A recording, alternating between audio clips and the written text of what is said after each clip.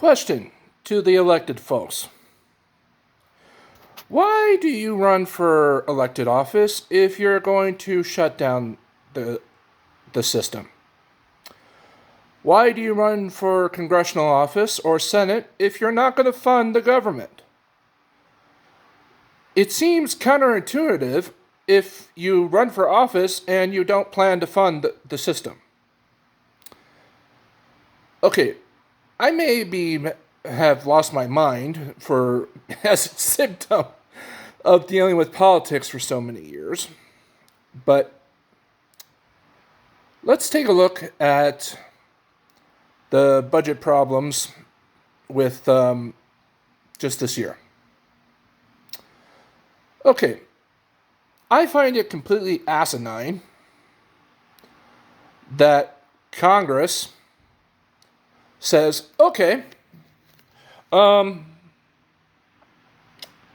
we're not going to fund the government for 1 year, but we'll give you 3 months, okay? We're going to fund the government 3 months, but we're going to have another vote separate on the debt ceiling and force Democrats into an uncomfortable position. And also, just the simplest thing is to say, okay, just fund the government. If you have legislative priorities, you go through them in the normal channels. You just don't shut down the system. I'm sorry. That's not the way to handle elected government responsibly. You know, that is so counterintuitive, it's not funny. But, like I was saying in my previous video, Congress has literally not funded the government properly since 1997. Why? I mean, seriously. Because, for example, with this government process what they're going to do now is if the debt ceiling is not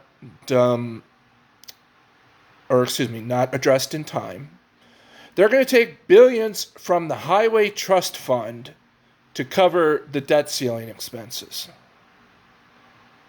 Wow.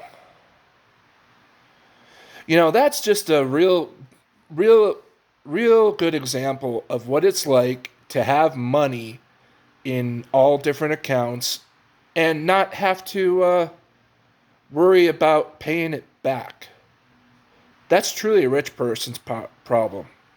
You know, you have all these infinite resources, but you don't have to worry about refunding it.